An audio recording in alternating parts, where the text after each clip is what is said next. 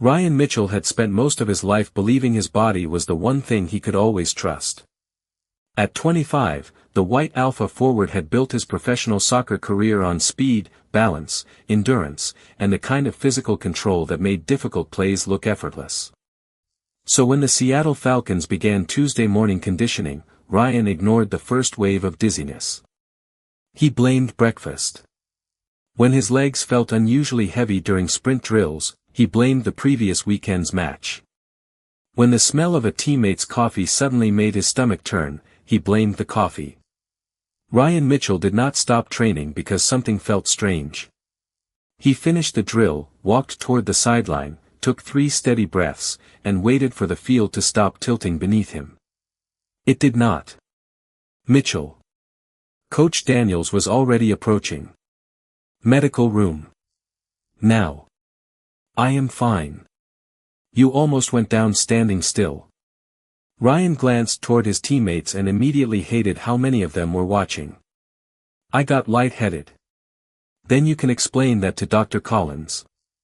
20 minutes later, Ryan sat on an examination table wearing his Navy training shirt and shorts, increasingly irritated by the number of questions Dr. Collins was asking. Sleep patterns. Appetite. Fatigue. Nausea. Weight changes. Ryan answered everything while watching the clock on the wall. Can I go back to practice after this? He asked. Dr. Collins looked up from the tablet. That depends on what we find. You are going to find that I need more sleep. Maybe. Blood work followed, then additional tests Ryan did not understand and disliked even more because nobody would tell him what they suspected. He was eventually sent to a private consultation room with a bottle of water and instructions to wait. Ryan checked his phone. 11 messages waited from teammates. Most were jokes about him finally discovering he was human. Ryan answered none of them. Dr. Collins entered 15 minutes later carrying a folder. The physician closed the door and sat opposite him. That alone made Ryan straighten. Is something wrong? Your cardiovascular readings look normal. Nothing suggests an acute injury or illness. Great. Ryan stood. Then I am going back downstairs. Ryan, sit down. Something in the doctor's voice stopped him. Ryan slowly returned to the chair. Dr. Collins placed the folder on the desk. We ran the initial test twice because the first result was unexpected. Then we confirmed it with additional blood work. Ryan stared at him. Confirmed what? Dr. Collins held his gaze. Ryan, you are pregnant. For several seconds, Ryan heard nothing except the faint hum of the ventilation system. Then he laughed once. Okay. Dr. Collins did not smile. Ryan waited. That is not possible. I understand why you would say that. I am an alpha. Yes. A male alpha. I know. Ryan leaned forward. Then somebody mixed up the samples. We verified your identification at every stage. Run them again. We already did. Ryan stood and paced 2 steps before turning back. You are telling me that I walked in here because I got dizzy during conditioning, and now you are telling me I am pregnant? That is what the testing indicates. How? There are rare reproductive compatibility patterns that can occur outside the usual secondary gender expectations. We need additional testing before I can explain your specific case responsibly. Ryan stared at the folder as though the papers inside belonged to another person. How far along? Dr. Collins paused. Approximately 8 weeks. The number struck harder than everything else. Ryan stopped moving. 8 weeks. Dr. Collins continued speaking about follow-up appointments, temporary training restrictions, hydration, nutrition, and the importance of not making assumptions until they had more information, but Ryan barely heard him. 8 weeks earlier, the Falcons had played one of their biggest matches of the season. Afterward, Ryan had attended a charity sports gala downtown. He remembered the crowded ballroom, the expensive suits, the cameras, and strangers congratulating him as though they knew him. He remembered wanting 5 minutes when nobody expected him to be the strongest alpha in the room. Then he remembered the quiet man standing alone near the hotel terrace doors. Evan Brooks. 27. Dark hair. Calm voice. A stranger who had looked directly at Ryan without seeming impressed by the athlete everyone else saw. They had talked for hours. Ryan had told him things he rarely admitted even to friends. Later, after both men clearly chose to spend the rest of that night together, the world outside had disappeared until morning.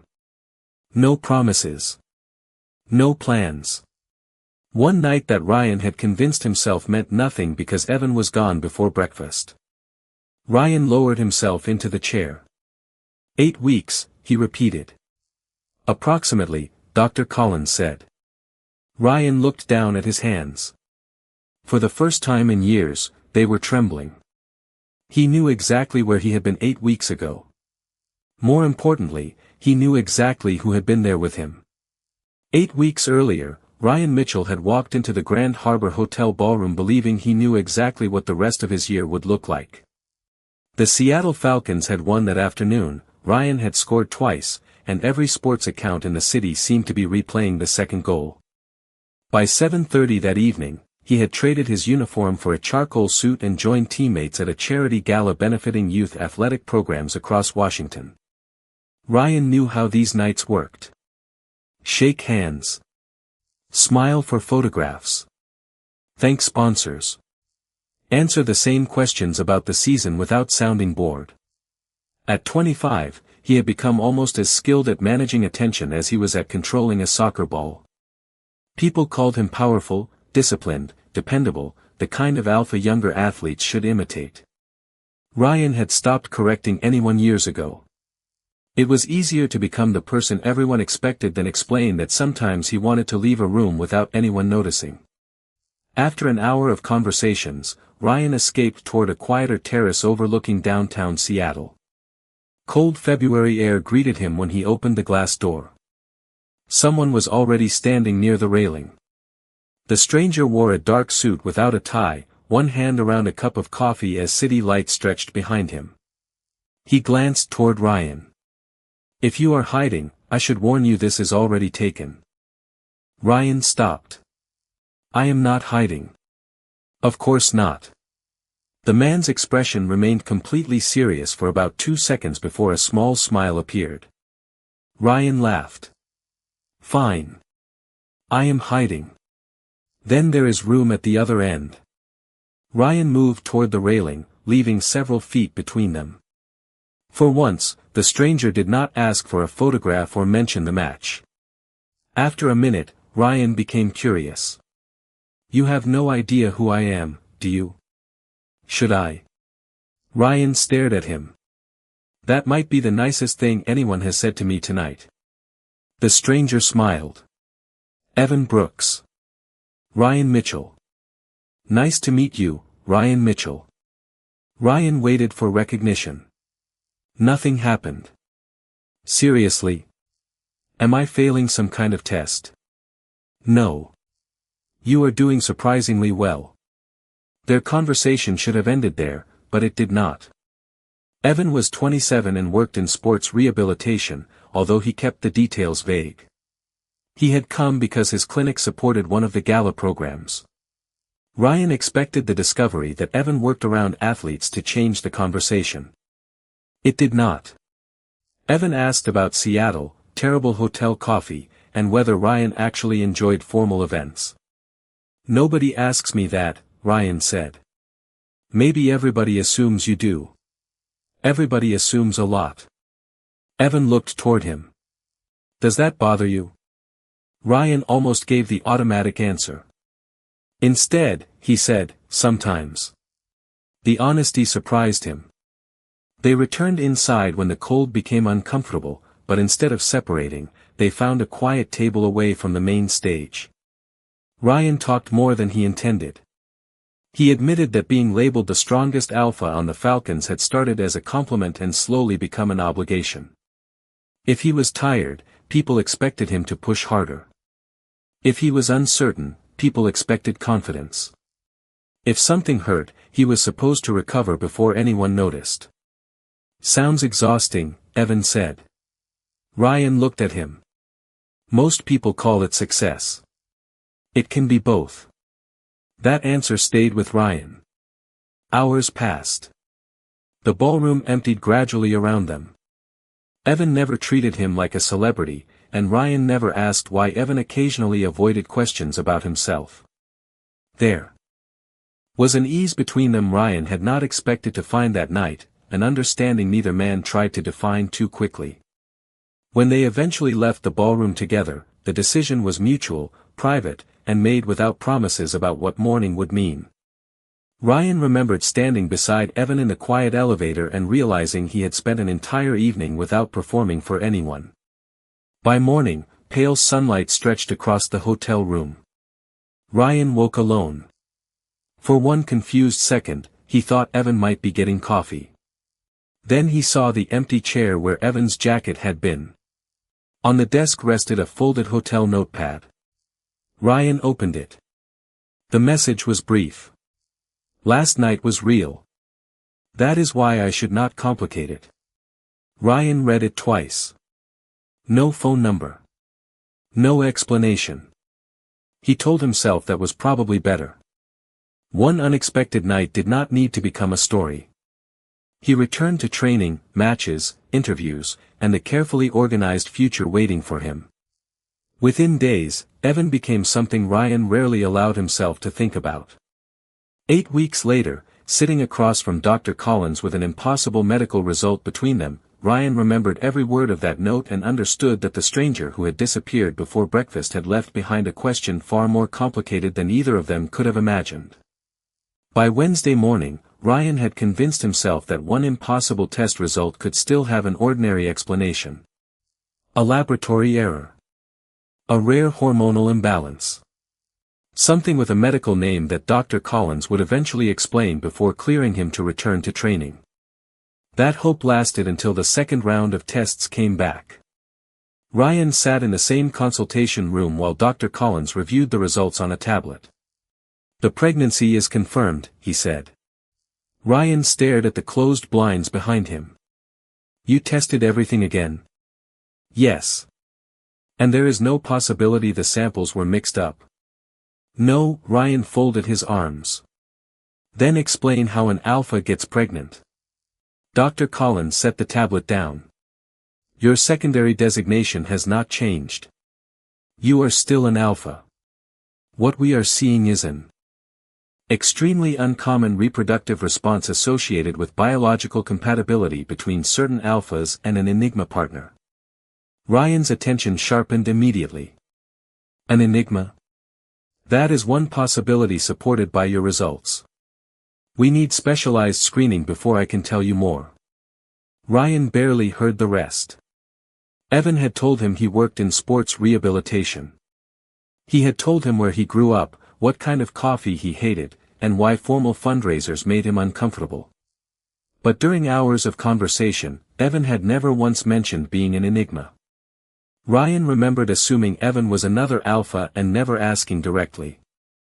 Now that assumption felt enormous. Would he have known? Ryan asked. Dr. Collins understood the question. Known that pregnancy was possible?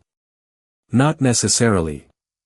Compatibility at this level is rare enough that neither partner could reasonably predict it without specific testing. But he knew what he was. Presumably. Ryan leaned back and pressed both hands against his face.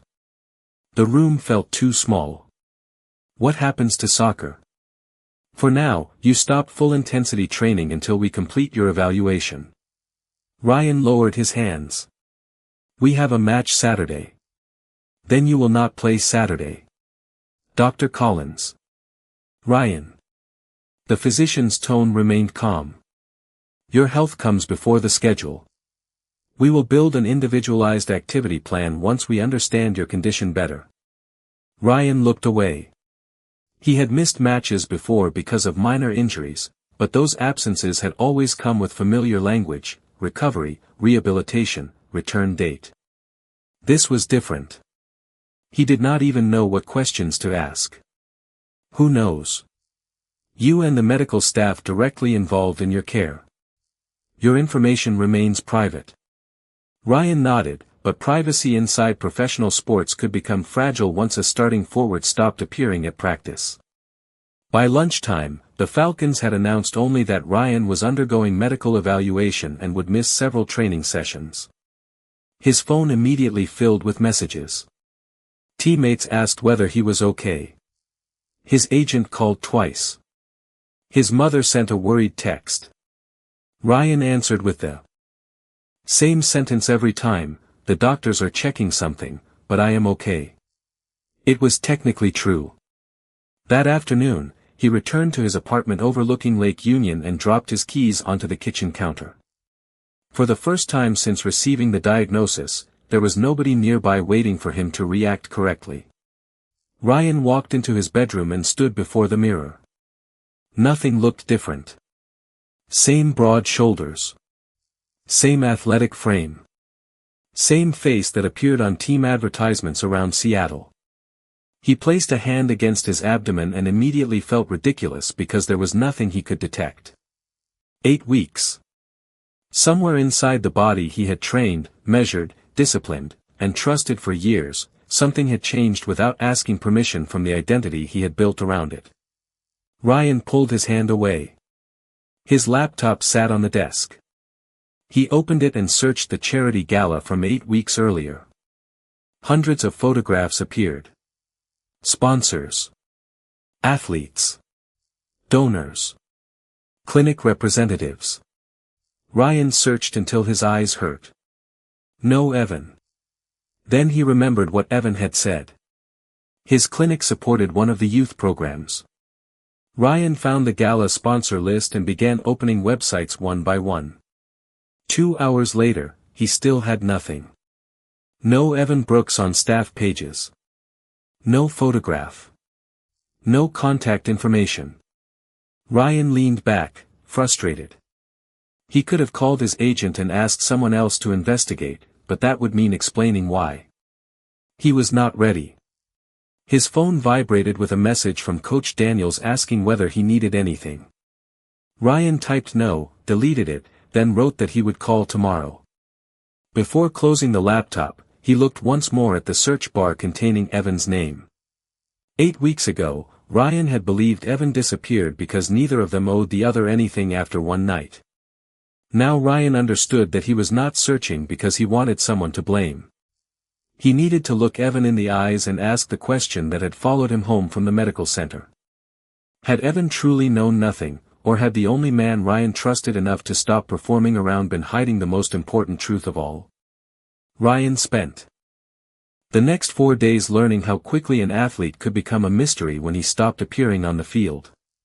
The Falcons defeated Portland on Saturday without him, but Ryan watched from a private suite instead of the sideline because the medical staff wanted to limit questions from reporters. The official explanation remained simple: ongoing medical evaluation. By Sunday evening, sports sites were already debating whether he had a hidden injury. Ryan normally ignored speculation. This time every headline reminded him that eventually someone would notice there was no ankle brace, no knee problem, no familiar recovery schedule. Monday morning brought another appointment with Dr. Collins and a specialist named Dr. Harris. The additional screening confirmed what Ryan had begun accepting despite himself. His alpha designation had not changed, and nothing suggested an underlying illness. The pregnancy was progressing normally according to the unusual physiology involved. Dr. Harris explained that documented alpha pregnancies were exceptionally uncommon and usually associated with rare compatibility involving an Enigma partner. Ryan listened carefully until the conversation turned toward activity restrictions. "I need to know when I can train normally," he said. Dr. Harris answered without hesitation. "Normally may need a different definition for a while." Ryan disliked the sentence immediately. "I am not asking to ignore medical advice." "Good, because I am not asking you to stop being an athlete. I am asking you to stop treating adaptation like defeat." Ryan looked toward Dr. Collins, who wisely remained silent. The specialist continued. You can remain active within parameters we establish. We will monitor you closely. But your body is supporting a pregnancy now, and pretending otherwise will not make you stronger. Ryan nodded because arguing would accomplish nothing. Later that afternoon, he entered the Falcons' training facility through a staff entrance. Most of the team was outside. Ryan changed into training clothes and stepped into the rehabilitation area where a conditioning coach had prepared a reduced routine. Everything felt insultingly easy. Stationary cycling. Mobility exercises. Controlled resistance work.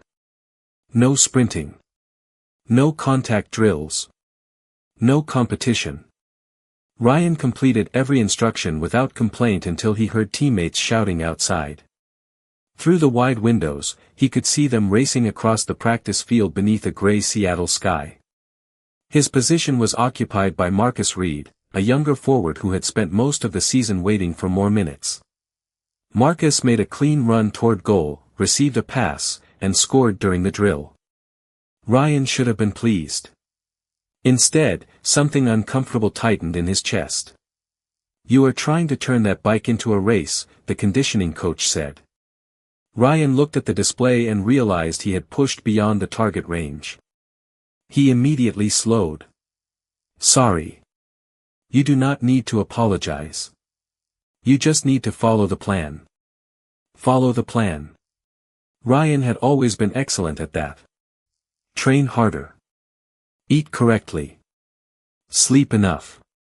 Recover faster. Improve every measurable number. But nobody had ever given him a plan for becoming unfamiliar to himself. After the session, Ryan entered the empty locker room and sat before his assigned space. His jersey hung above the bench. Mitchell. Number 9. Beneath it sat the cleats he had worn during the match 8 weeks earlier, the same afternoon he had scored twice before meeting Evan at the gala. Ryan picked up one shoe and turned it slowly in his hands. That version of himself felt impossibly close and strangely distant. His phone vibrated. His agent, Daniel Mercer, was calling again. Ryan finally answered. Tell me what is happening, Daniel said after the greeting. The club says medical evaluation, but nobody will give me details. Because there are no details you need yet. Ryan, sponsors are asking whether you will be available next month. Then tell them I am being evaluated. Daniel was silent for a moment. Is this serious? Ryan looked at his jersey. I do not know. It was the most truthful answer he could manage. When the call ended, Ryan remained alone for several minutes. He had spent years treating strength as something visible. Faster sprints. Stronger challenges. More minutes. Played. Fewer signs of fatigue. Now the hardest thing he had done all week was follow instructions to slow down. On Tuesday, Dr. Collins arranged for Ryan to begin working with a private sports rehabilitation clinic experienced in unusual medical cases. The club could explain his absence as individualized recovery while protecting his privacy. Ryan agreed because it sounded practical. He did not expect anything from the appointment except another list of restrictions. The clinic occupied the 4th floor of a modern medical building near Lake Washington. On Thursday morning, Ryan arrived early wearing a baseball cap and plain jacket. A receptionist led him to a consultation room and said his specialist would join him shortly. Ryan sat beside the window, watching rain trace thin lines down the glass. A folder containing his approved medical summary rested closed on the desk. He was still staring outside when the door opened. Good morning. I am Evan Brooks. I will be handling your rehabilitation assessment. Ryan stopped breathing for a second. He turned. Evan stood in the doorway wearing navy medical scrubs beneath a gray clinic jacket, one hand still resting on the door handle. The calm professional expression vanished from his face. Neither man spoke. 8 weeks of unanswered questions seemed to enter the room at once. Evan's eyes moved from Ryan to the folder on the desk and back again. "Ryan," he said quietly. Ryan stood. Every question he had rehearsed disappeared except one. "Did you know this could happen?" For several seconds, Evan remained in the doorway as if Ryan's question had erased every professional response he had prepared. Then he stepped inside and closed the door. "No," he said. "I did not know." Ryan searched his face for hesitation. "You are an enigma." Evan went still. "Yes. You never told me." "No, you let me assume you were an alpha." Evan lowered his gaze briefly. "You never asked, but that does not make keeping it from you right." Ryan almost laughed at how calm the words sounded compared with everything happening inside him. 8 weeks ago, I woke up and you were gone. Now I am sitting in a rehabilitation clinic because my doctors say I am pregnant through some rare compatibility with an enigma, and the specialist who walks through the door is you." Evan's expression shifted from confusion to stunned understanding. His eyes moved toward the medical folder but he did not touch it. "You are pregnant?" Ryan stared at him. The shock looked genuine. "Approximately 8 weeks." Evan slowly pulled out the chair opposite Ryan but did not sit until Ryan did. "I swear to you, I did not know this was possible between us.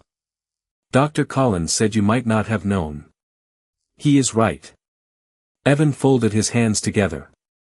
"Being an enigma does not mean I can predict compatibility. I have never had any reason to believe something like this could happen." Ryan looked toward the rain-covered window. "But you knew enough to hide what you were." "Yes." Evan did not defend himself. "Why?" Evan took a moment before answering.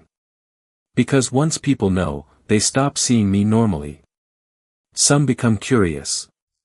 Some become cautious. Some turn biology into the only interesting thing about me. I got tired of entering rooms as a designation before I could enter them as a person." Ryan's anger did not disappear, but the explanation sounded painfully familiar. "So you decided I did not deserve to know. I decided that one night did not require me to explain my entire life." Evan's voice remained quiet. "That decision looks different to me now." Ryan stood and crossed toward the window. "My entire life looks different now." He watched traffic move along the wet street 4 floors below. "I cannot train normally. I missed Saturday. My agent is asking questions. Sponsors are asking questions. My teammates think I have some injury nobody will explain. Ryan.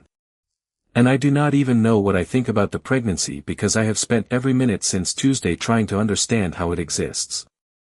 Evan did not interrupt. That somehow made it easier for Ryan to continue. "I have been an alpha my entire life. People have spent years telling me what that means. Strong. Reliable. Controlled. The guy who keeps going when everybody else slows down." Ryan turned from the window. "Now my own body is doing something everyone taught me it could not do." Evan met his eyes. "Does that make you less of an alpha?" Ryan frowned. "I do not know." "Then maybe nobody else gets to answer that for you." The words landed harder than Ryan expected. They sounded too close to the man he remembered from the gala, the stranger who had listened instead of telling him what success should feel like. Ryan looked away first. "You should not be my rehabilitation specialist." "I agree." Evan stood. "I will have the clinic transfer your case immediately. You deserve medical care without this history complicating it." Ryan had expected excuses, perhaps even an attempt to remain involved. Evan offered neither. "That is it?" Ryan asked. Evan looked confused. "What do you mean?"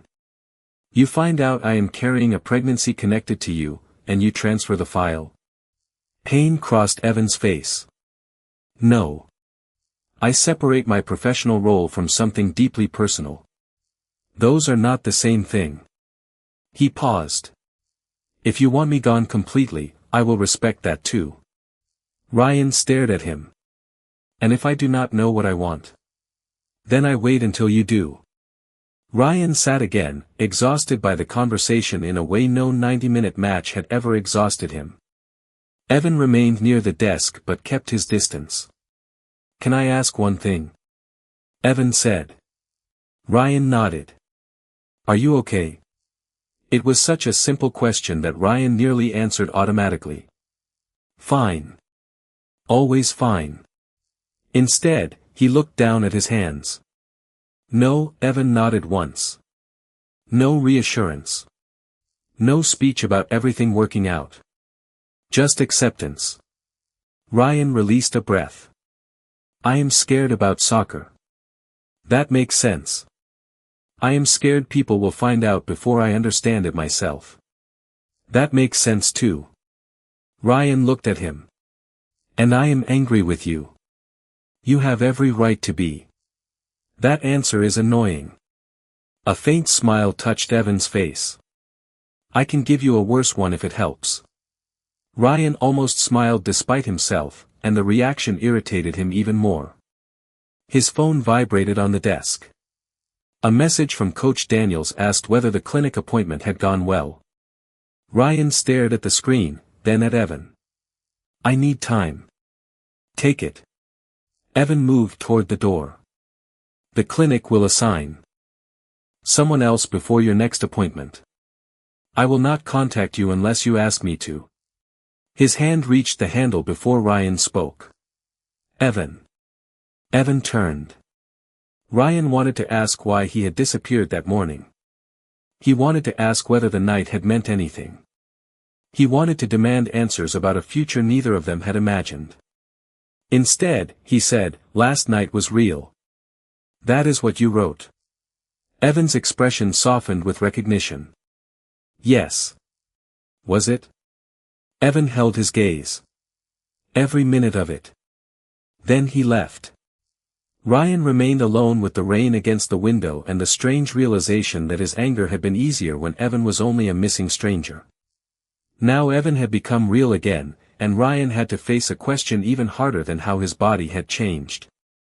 He had to decide whether strength meant forcing his old life back into place, or becoming someone capable of choosing what came next. For the next 10 days, Ryan did exactly what the medical staff asked, and he hated how difficult that felt.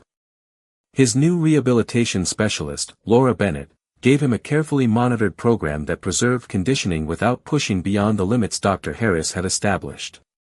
Ryan cycled, stretched, worked through controlled strength exercises, and watched the Falcons practice through glass whenever his schedule overlapped with the team. He followed every instruction. That was the strange part. Ryan had always associated discipline with doing more than expected. Now discipline meant stopping when someone told him to stop. The pregnancy remained private, but his unexplained absence did not. Reporters asked Coach Daniels whether Ryan had suffered a serious injury. Online speculation moved from his ankle to his knee, then to contract negotiations.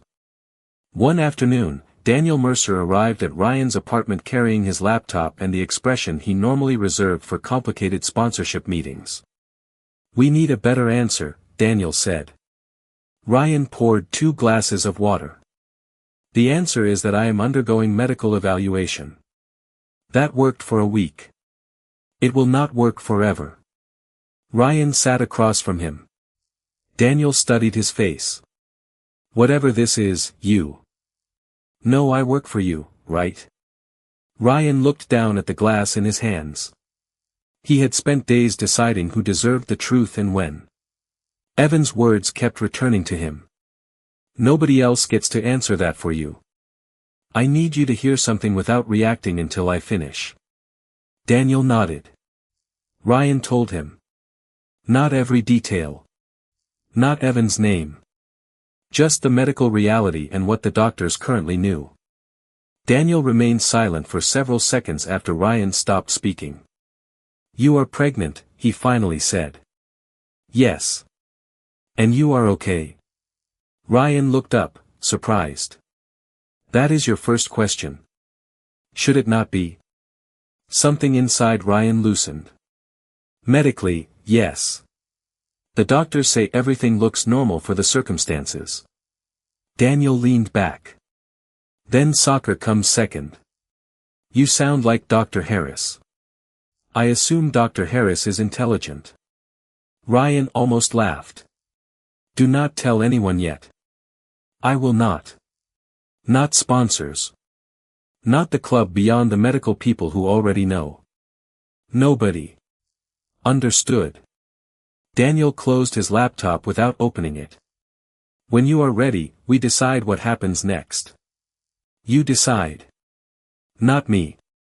After Daniel left, Ryan stood alone in his kitchen and realized he had expected the truth to make him smaller in someone else's eyes. It had not. The following morning, he returned to the training facility. Marcus Reed caught him outside the rehabilitation room. You planning to steal your job back anytime soon? Marcus asked. Ryan recognized the teasing immediately. Enjoy the minutes while you have them. There he is. Marcus grinned, then became more serious. Whatever is going on, man, we miss you out there. I miss being out there. Then get healthy. We will keep your spot warm. Ryan watched him jog toward practice. For once, seeing someone else wearing the training bib assigned to the starting forward did not feel like evidence that Ryan was disappearing. It simply meant the team continued while he figured out how to continue too. That evening, Ryan received the first medical update that made the pregnancy feel less like an abstract diagnosis. Dr. Collins showed him the results of the latest evaluation and explained that everything was progressing as expected. Ryan stared at the monitor, unable to connect the clinical information with the reality that his future now contained another life. He had spent so much time asking what pregnancy would take from him that he had barely allowed himself to ask whether he wanted it. The answer did not arrive dramatically. It came as a quiet certainty while he sat in the examination room. I want to continue, Ryan said. Dr. Collins looked at him. You are certain? Ryan nodded. Yes. Saying it aloud changed something. The pregnancy was no longer merely an event happening to him. It had become a choice he was making. Later, sitting in his car beneath the medical center parking garage lights, Ryan opened his phone. Evan had kept his promise. No calls. No messages. No attempt to enter Ryan's life through the clinic. Ryan had been grateful for the space at first. Now the silence felt different. He searched Evan's name in the contact information the clinic had provided during the transfer process, then stopped before pressing anything. He still had questions. Why had Evan really left that morning? Why had he hidden being an enigma? Could Ryan trust someone who had withheld something so important? But another question had started bothering him more. If Evan had wanted control, he had been given the perfect opportunity to demand it. Instead, he had stepped away. Ryan returned home without contacting him. 2 days later, the Falcons held an open training session attended by local reporters. Ryan worked indoors, but as he left through a side corridor, a journalist recognized him. Ryan, when are you coming back? When the medical staff clears me. Is it true this is not an injury? Ryan stopped. Cameras turned toward him from farther down the hallway. For years, he had known exactly how to answer questions without revealing anything. This time, the familiar performance felt exhausting. It is a private health matter, Ryan said evenly. I am doing well, and I will share more if and when I choose to. Then he walked away. No lie. No apology. No invented injury. That night, Ryan sat beside his apartment window while Seattle lights reflected across the dark water. His phone rested in his hand. He opened a blank message, typed Evan's number, and stared at the screen. Finally, Ryan wrote 6 words. I made my decision. Can we talk? He sent it before he could reconsider. The reply arrived less than a minute later. Yes. Whenever and wherever you choose. Ryan read the message twice. For the first time since the medical room had turned his life upside down, the next step did not feel like something happening beyond his control. He had chosen the pregnancy. He had chosen when to speak. And now, whatever happened between him and Evan would have to begin the same way. Ryan chose a small coffee shop near Lake Union for Saturday morning, far enough from the Falcons' training facility that he was unlikely to recognize anyone. Evan was already seated at a corner table when Ryan arrived. He wore a charcoal sweater and dark jeans instead of clinic clothes, and for a moment Ryan saw the man from the gala rather than the specialist who had walked into that consultation room. Evan stood. "Thank you for coming. I asked you here." "I know." Ryan sat opposite him. Evan had not ordered for Ryan or assumed how long he would stay. Ryan noticed both things. "I made my decision," Ryan said. "I am continuing the pregnancy." Evan became completely still. Emotion crossed his face, but he seemed careful not to make Ryan's decision about himself. "Okay." Ryan raised an eyebrow. "Okay. I am trying very hard not to say the wrong thing. That might be the safest strategy." Evan smiled faintly. "How do you feel about the decision?" Ryan considered it. "Scared. Certain. Apparently those can happen at the same time. I think most important decisions work that way." Ryan wrapped both hands around his coffee. "There is something I need before we discuss anything else." "Ask." "Why did you leave that morning?" Evan looked down briefly. "Because staying felt dangerous." "Dangerous?" "Not physically." Evan met his eyes again. "I liked you more than I expected to. That night was supposed to be simple, but somewhere between the terrace and sunrise, it stopped feeling simple to me." Ryan said nothing. "I knew who you were by then," Evan continued. "I looked you up after. You fell asleep. Professional athlete. Famous alpha. Cameras everywhere.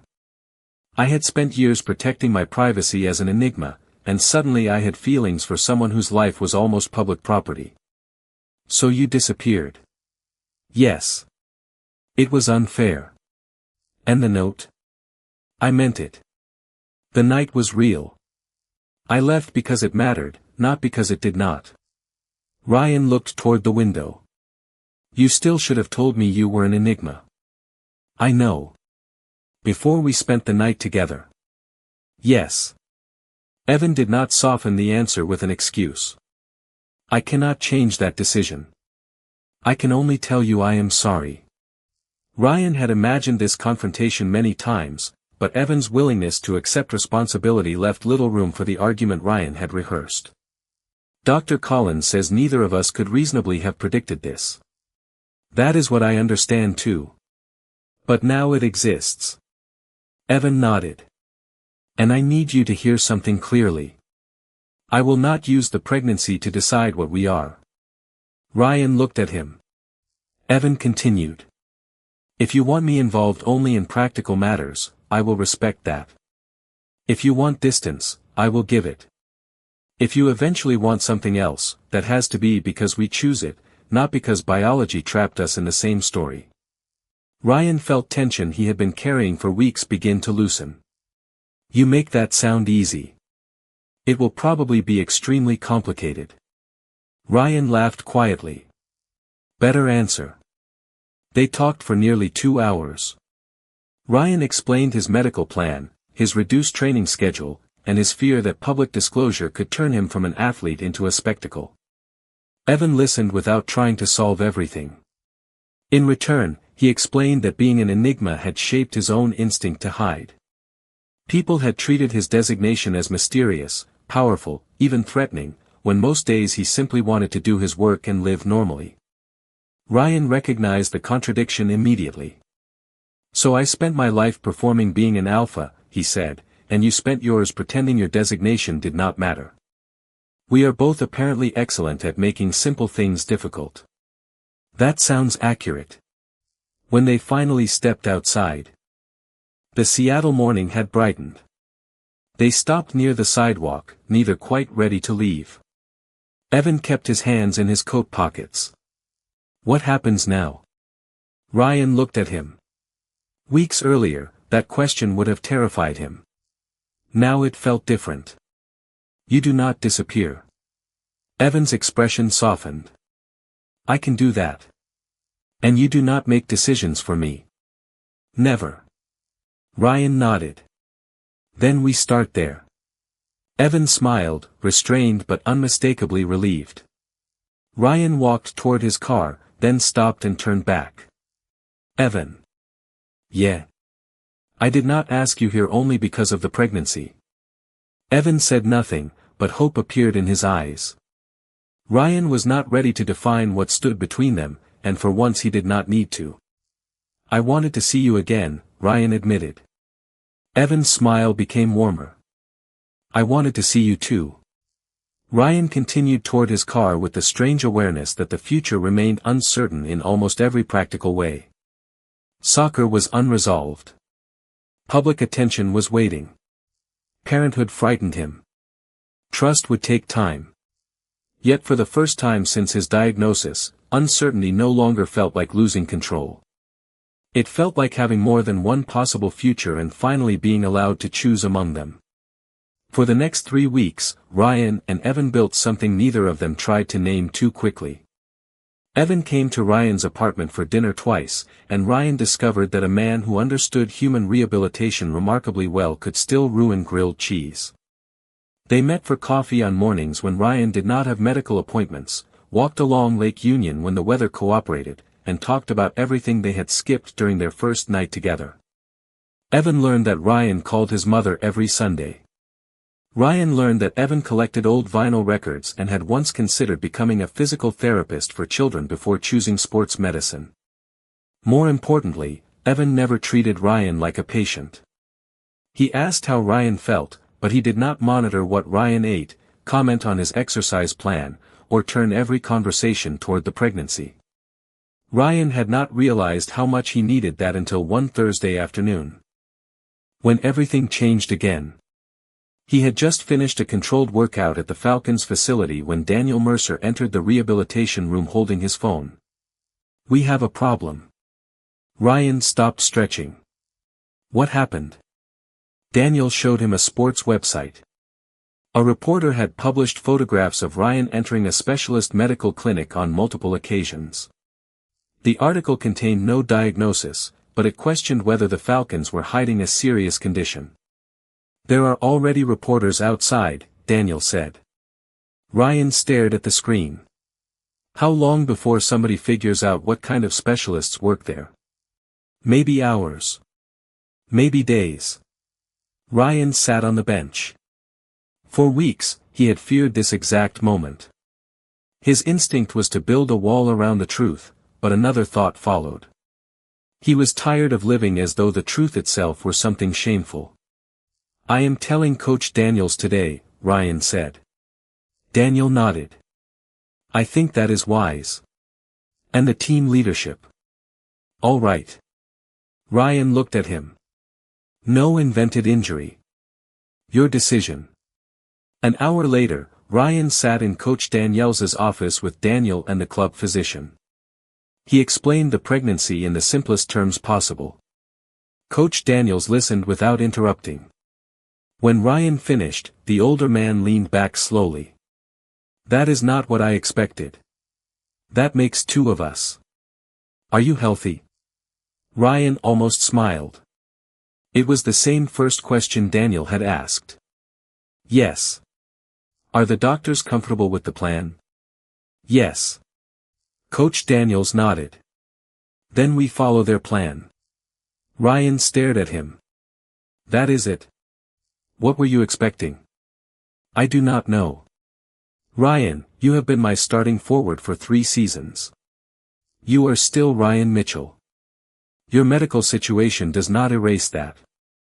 The words followed Ryan into the locker room later that evening. He told Marcus and 2 veteran teammates before anyone else. There was surprise, several careful questions, and then Marcus shook his head. So all those rumors about your knee were completely wrong. Ryan laughed. Very good. I was worried I would have to give you mine. The ridiculous joke broke the tension, and for the first time Ryan understood that disclosure did not automatically mean humiliation. That night, Evan came over after Ryan texted him about the photographs. What do you want to do? Evan asked. Not what should we do. What do you want? Ryan noticed the difference.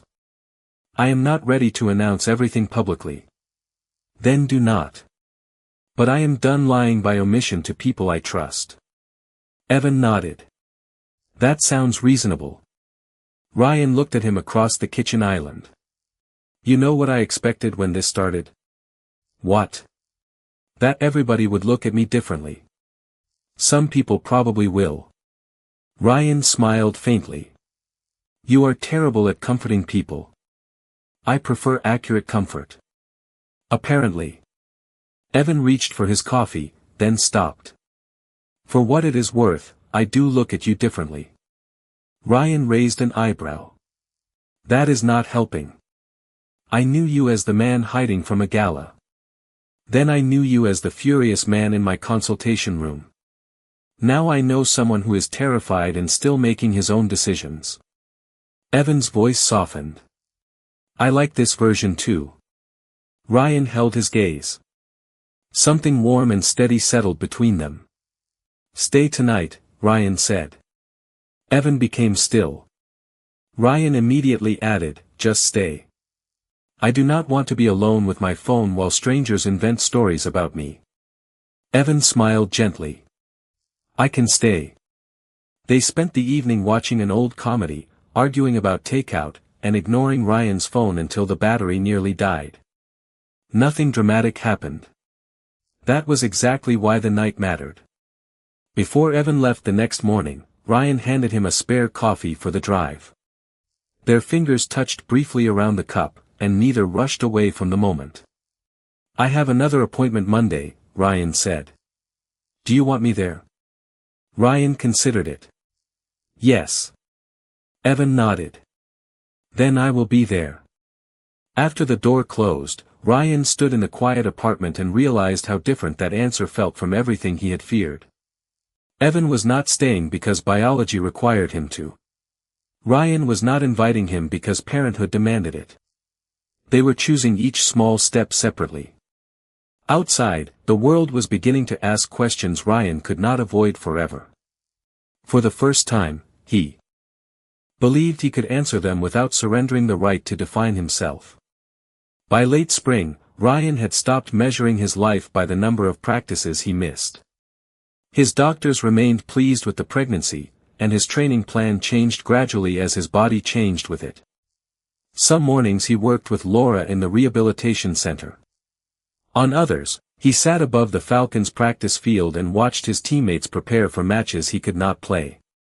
He still missed the grass beneath his cleats, the rush of a perfectly timed run, and the moment before a pass arrived when instinct seemed to slow everything around him. Missing soccer no longer meant believing he had lost himself. The club eventually released a brief statement confirming that Ryan was stepping away from competition for a private health matter. Ryan chose not to share more publicly yet. For once, he understood that privacy was not the same as shame. Evan remained beside him without trying to become the center of what was happening. He attended appointments when Ryan invited him, stayed away when Ryan wanted space, and somehow became a regular presence in Ryan's apartment without either man deciding exactly when that happened. A spare toothbrush appeared in the bathroom. Evan started keeping his favorite coffee in Ryan's kitchen. Ryan discovered 3 of Evan's vinyl records beside the living room stereo and complained about losing shelf space while making absolutely no effort to return them. One Saturday afternoon, they sat in the empty stands overlooking the Falcons' training field. Practice had ended 20 minutes earlier, leaving only staff members collecting equipment below. Evan arrived carrying 2 paper cups and handed one to Ryan.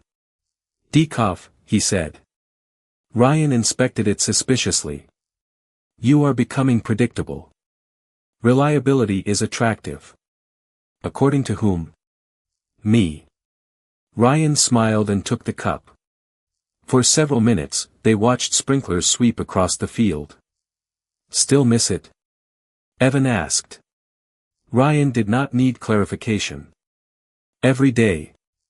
"Does that scare you?" "Not anymore." Ryan rested his forearms on his knees. "Dr. Harris thinks I can build toward a return after the pregnancy and recovery, assuming everything continues normally. How do you feel about that?" "Excited." Ryan glanced toward him. "And terrified." Evan nodded. "Those can happen at the same time." Ryan recognized his own words from months earlier. "You have been saving that one." "Absolutely." They laughed, and the sound disappeared into the open stadium. Ryan looked toward the goal at the far end of the field. "I used to think coming back would prove nothing changed me. And now? Now I hope it changed me." Evan waited. "I spent years thinking strength meant being the person nobody had to worry about. Never slowing down. Never needing help. Never admitting I had no idea what came next." Ryan turned the coffee cup between his hands. "That sounds exhausting now." "It sounded exhausting the first night I met you." "You could have mentioned that." "I did." Ryan laughed again. Silence settled comfortably between them. After a moment, Evan asked, "Do you regret anything?" Ryan considered the question seriously. "I regret that we were not more honest with each other." Evan nodded. "So do I. I regret how afraid I was of being seen differently." Ryan looked down at the field, then back at Evan. "But not everything." Evan's expression softened. Ryan set his coffee beside him.